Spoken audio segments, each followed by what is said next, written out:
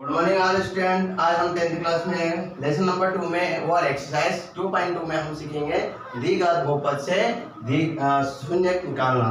यहाँ पर द्विघात बहुपद दिया गया है और उसका हम शून्य ज्ञात करेंगे और उसकी सत्यता की जांच भी निकालेंगे। तो यहाँ पर क्या है 2x² माइनस का 7x और माइनस का 3 पर समीकरण यहाँ देखिए 6x माइनस का 3 और माइनस का 7x पर यह सही साठ समीकरण नहीं है। तो हमने इसको हल करने पर या समीकरण को सही तरीके से रखने पर तो हमने 6x² माइनस का 7x और माइनस का 3 यानी घटते क्रम में हमने लिख दिया। अब यहाँ पर ये समीकरण यहाँ लिख दी है। अब यहाँ हमको इस समीकरण के सर्वप्रथम दिए गए बहुपद के गुणनखंड करने का मतलब होता है कि दो शून्य ज्ञात करेंगे। तो हम इस समीकरण को ऐसा तोड़ेंगे जिससे हम दो शून्य प्राप्त हो जाए। यानी कि यहाँ पर 6x² माइनस का 7x और माइनस का 3 यानी और 0। तो हमें हमें इसको कैसे तोड़े कि जो संख्या प्राप्त हुए। तो हमें ये भी नहीं आ रहा। तो हम क्या करते हैं फर्स्ट एंड लास्ट का गुणा करते हैं। तो यानी 6x² माइनस इंटू माइनस का 3 यानी 6 या 18 और प्लस माइनस माइनस और x² यानी यहाँ पर हमें गुणा करने पर आना चाहिए कि माइनस का 18x² और प्लस माइनस करने पर क्या आना चाहिए माइनस का 7x।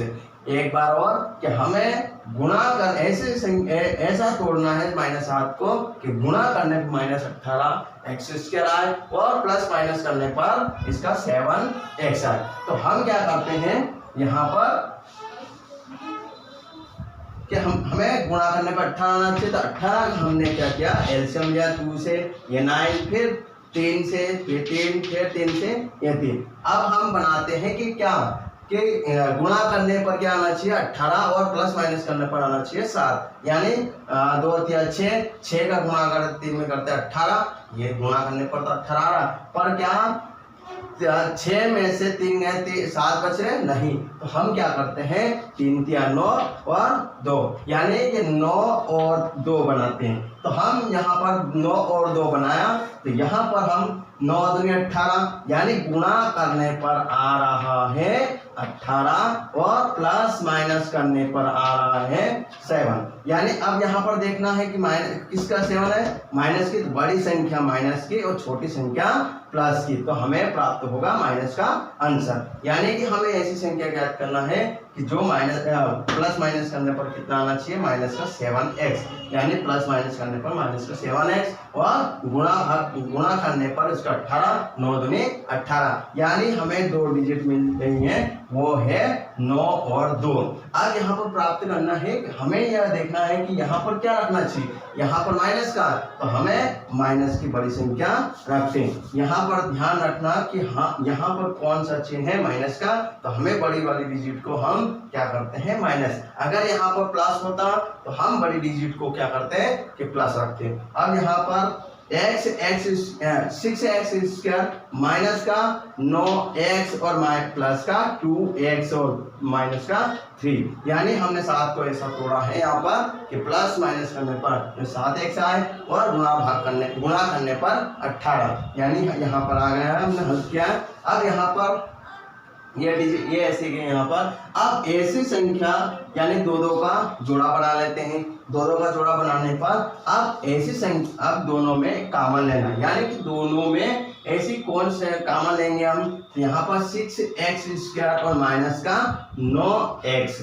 अब यहाँ इन दोनों में किस किस का भाग ये कॉमन लिया जाए ऐसी कौन संख्या कॉमन ली जाए कि दोनों में बराबर जा सकता है। अब यहाँ पर किस किस की टेबल जा रही है 2 की टेबल जा रही है यानी 2 का भाग जा रहा है पर 9 में 2 का टेबल जा रही है नहीं। अब हम देखते हैं कि यहाँ पर 3 की टेबल जा रही है। तो 3 की 3 दूनी 6 हाँ जा रही और यहाँ भी जा रही 3 की 3 या 9 यानी दोनों में बराबर के रूप से जा सकती। और अधिकतम कितना जा सकता है यानी अब 5 का नहीं 6 का पर इसमें 6 का नहीं जा रहा है इसलिए हम दोनों को 3 तक ही सहमत रहेंगे। तो अब यहाँ पर 3 का दिया, दोनों में 3 कॉमन लेंगे तो यानी 3 का भाग दिया हमने। अब यहाँ पर x है और यहाँ पर भी x है, तो यहाँ पर x दिया और यहाँ पर आप कहते हो कि x स्क्वायर, तो x स्क्वायर क्या इसके पास भी x स्क्वायर है, यहाँ पर दोनों के पास में x से x लिया जाता है। अब यहाँ पर x से x 3 एकम 3 3 दूनी 6 और यहाँ क्या बचा 2x। अब यहाँ पर 3 एकम 3 3 तिया 9, x से x यहाँ पर बचा 3, यानी हम यहाँ पर 3x कॉमन लिया है तो यहाँ पर प्राप्त हुआ और ये 2x बचा यहाँ पर, फिर ये 3 बचा यहाँ पर तो माइनस का 3, यानी ये हो गया। अब यहाँ पर इस डिजिट में आप क्या करते हैं कि 2 माइनस प्लस का 2x माइनस का 3, अब दोनों में कौन सी संख्या या कौन से डिजिट को हम कॉमन लेंगे जिसके दोनों में बराबर रूप से निकल जाए। तो यहाँ पर 2 है, यहाँ पर 2 नहीं है, यहाँ x है, यहाँ पर x है नहीं। अब ये तो ये बात हो, तो हम इसमें ऐसा करते हैं कि दोनों में एक कॉमन ले सकते हैं। एक का कॉमन है, एक का भाग दिया तो वही, जो 3 में 1 का भाग दिया तो वही, तो यहाँ पर हम एक कॉमन ले लिया और वही डिजिट लिख दी। अब यहाँ पर क्या करते हैं कि दोनों बराबर है तो दोनों को कॉमन ले लिया और इन दोनों को जो बचा था वो साथ में लिख दिया।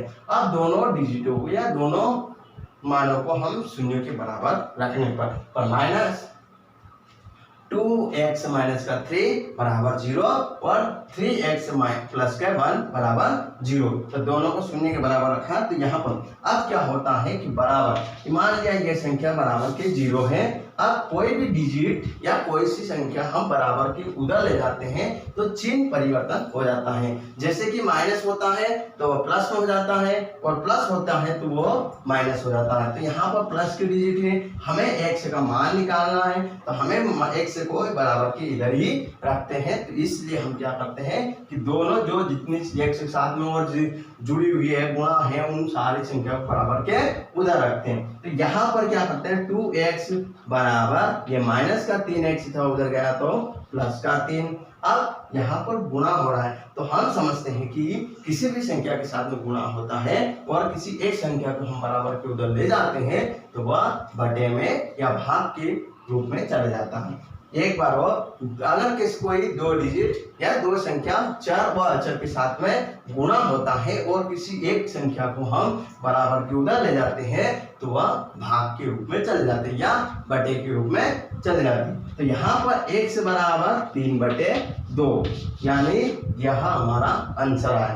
अब यहाँ पर इसका आंसर 1/3/2 अब निकाल के बता रहा हूँ आपको 3x प्लस का 1 बराबर 0। अब यहाँ पर प्लस वाली संख्या है तो मैं उसमें माइनस वाली संख्या थी तो बराबर को उधर ले गए तो प्लस की संख्या हो गई। अब यहाँ पर माइनस की नहीं प्लस की संख्या है जो +1। अब बराबर के उधर +1 को ले जाते हैं तो मैंने एक बार फिर कह रहा हूँ कि जो प्लस की चिन्ह होती है और बराबर के उधर कोई चिन्ह ले जाते हैं तो उसको माइनस हो जाती है और माइनस वाले डिजिट हम बराबर के उधर ले जाते हैं तो वह प्लस का हो जाता। अब यहाँ प्लस का है उधर ले गया एक को तो यहाँ नहीं 3x बराबर 1 वो माइनस का। अब दो डिजिट या अचर या चर के साथ में गुणा होता है तो किसी संख्या को हम बराबर को उधर ले जाते हैं गुणा वाली चीज को तो वो बटे में चले जाती है यानी x बराबर -1/3 यानी हमें दूसरा मान प्राप्त हुआ -1/3। अब हम इसकी सत्यता की जांच भी करेंगे। तो यहाँ हम सत्यता की जांच करेंगे तो सत्यता की जांच करने से पहले हमें दो फार्मूले याद होना जरूरी है। वो है शून्यकों का योगफल और शून्यकों का गुणनफल। तो हम शून्यकों का योगफल करते हैं तो ये योगफल का होता है अल्फा प्लस बीटा। मैं फार्मूला बता रहा हूँ पहले तो अल्फा प्लस बीटा और इसका होता है -b/a। हम इस रूप में करते हैं। और फिर एक और है यहाँ पर शून्यकों का गुणनफल जो अल्फा इंटू बीटा जिसका है c/a। अब हम पहले दी गई बहुपद को हम a और b का मान निकालेंगे। यहाँ पर अतः दी गई बहुपद को ax² + bx + c के रूप में तुलना करने पर। तो अब तुलना करने का मतलब होता है कि a b c का मान निकालना। तो यहाँ पर ए एक्स स्क्वायर प्लस का बी एक्स प्लस का सी बराबर 0 और हमें दिया बहुपद दे रखी है जिसके इससे तुलना करेंगे। तो ये यहाँ पर 6x स्क्वायर माइनस का 7x माइनस का 3 बराबर 0। अब यहाँ पर तुलना करेंगे तो हमें अब यहाँ पर ट्रिक लगा सकते हैं, यानी कि आपको नहीं आता है तो हम इसके बटे में ये भाग दे देंगे 6x स्क्वायर का और यहाँ पर bx माइनस का 7x संख्या यहाँ से लेंगे और इसको भी यहाँ से, और ये c बराबर माइनस का 3, यानी x स्क्वायर से x स्क्वायर, x से x, यहाँ पर कुछ नहीं। तो a बराबर हमें प्राप्त हुआ 6 और b बराबर हमें प्राप्त हुआ माइनस का 7 और c बराबर प्राप्त हुआ माइनस का 3। यह जो मैंने निकाल के दिखा दिया, यह हमने निकाला। अब यहाँ पर हम सत्यता की जांच करेंगे क्वेश्चन के अनुसार। अब हम क्वेश्चन के अनुसार हम निकाल रहे हैं सत्यता की जांच करने। तो शून्यकों का योगफल, यानी हमने जो मान निकाला था 3/2 और -1/2 का हम ये दो शून्य प्राप्त हुए हैं, तो उनका शून्यकों का योगफल मतलब उन दोनों को प्लस करने पर, तो यहाँ पर हम कर रहे हैं 3/2 जो हमें दिया गया है और प्लस माइनस का 1/3, यह हमें शून्यकों का योगफल मतलब इन दोनों को हमने योग करा। तो यहाँ पर 3/2 प्लस माइनस 1/3। अब यहाँ पर क्या करते हैं, गुणा करते हैं, इसका गुणा इसमें, तो यहाँ पर 3 क्या 9 और इसका यहाँ पर तो 2 एकम 2 और 3 दूनी 6, तो यहाँ पर हमें प्राप्त हुआ 8/6। तो यहाँ पर हम निकाल 7/6, तो यहाँ पर ये हमारा आंसर है 7/6। तो अब सूत्रानुसार, तो बेटा सूत्रानुसार होता है मतलब शून्यों का योगफल होता है अल्फा प्लस बीटा बराबर उसका मान होता है b माइनस b/a। तो यहाँ पर हम सूत्रानुसार, तो यहाँ अल्फा प्लस बीटा बराबर माइनस b/a, यह हमें याद होना जरूरी है, ये शून्यों का योगफल। अब यहाँ पर हमने ये इसलिए निकाला था कि इस सूत्र में रख सकते हैं, यानी -b। अब यहाँ पर हम मान रखेंगे बराबर माइनस, तो माइनस b का मान कितना है -7, तो -7 और a का मान कितना है 6, तो ये 6 बराबर माइनस प्लस और 6। तो यह हमेशा माइनस इंटू माइनस का गुणा होता है तो प्लस प्राप्त होता है, और माइनस प्लस का गुणा होता है तो माइनस प्राप्त होता है, प्लस माइनस का गुणा होता है तो वो भी माइनस प्राप्त होता है, अगर प्लस प्लस का गुणा होता है तो प्लस प्राप्त होता है। तो यहाँ पर माइनस प्लस, तो यहाँ हमने शून्यों को जो हमें प्राप्त हुआ था उसके अनुसार भी हमें 7/6 आया, और हमने सूत्र के अनुसार भी किया तो हमें 7/6 प्राप्त हुआ। अब लास्ट बचा है वो है शून्यों का गुणनखंड। अब शून्यों का गुणनखंड मतलब हमने जो शून्य निकाले थे उनका गुणा करना, यानी 3/2 और 1/3 का हम गुणा करेंगे। यहाँ पर 3/2 इंटू -1/3, तो 3 से 3 कैंसिल, यानी यहाँ पर प्राप्त हुआ हमें -1/2। क्या बचा बेटा -1/2।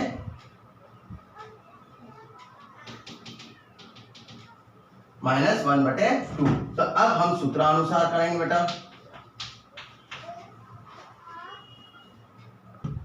तो यहाँ पर हमें शून्यों का गुणनखंड करा, तो 3 से 3 का दिया बेटा। तो कभी भी हमेशा बटे वाली संख्या ऊपर वाली संख्या से कर सकता है अगर वो गुणा में है तो यहाँ पर दोनों गुणा में है और दोनों डिजिट कट रहे हैं तो काट सकते हैं। अब सूत्रानुसार मतलब अल्फा इंटू बीटा मतलब c/a। अब c का मान कितना है -3, तो हमने ये माइनस का 3 रखा, और a का मान है 6, तो 6 रखा, 3 का 3 दूनी 6, यानी कि -1/6, यानी हमें 1/2 2। तो यहाँ पर शून्य को गुणनखंड करने पर -1/2 प्राप्त हुआ और सूत्र अनुसार भी हमें प्राप्त हुआ 1/2 वह माइनस का। तो हमें सत्यता की जांच भी हो गई है।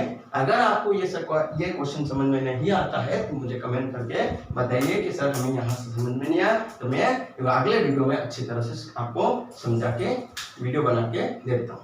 Thank you.